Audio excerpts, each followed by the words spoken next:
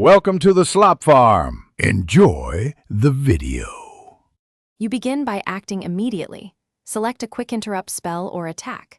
Use the shortest cooldown disable you have because timing matters. Once you see the enemy TP cast bar, issue the command, stun, hex, or attack so that your effect lands during the cast window. Make sure to account for projectile travel time and cast point delays because a late command will fail.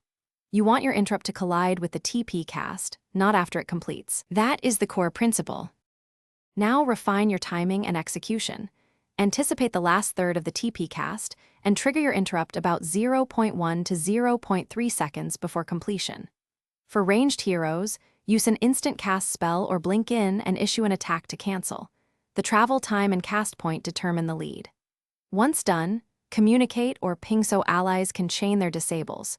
Paired interrupts make TP cancels consistent. Make sure to factor in enemy items like phase or manta that can alter timing. Finish by verifying the cancel. Watch the cast bar vanish and the hero remain in place, or see them stagger. If it fails, immediately note any escape counters used, manta, Yule, blink, or BKB. That would invalidate your timing. This explains why your interrupt missed. When things go wrong, slow the encounter down in demo mode and practice the millisecond windows because repetition trains the timing. Make sure to adapt your approach to foes with item-based counters and adjust your lead time accordingly. Thanks for watching. Consider subscribing if we helped you today.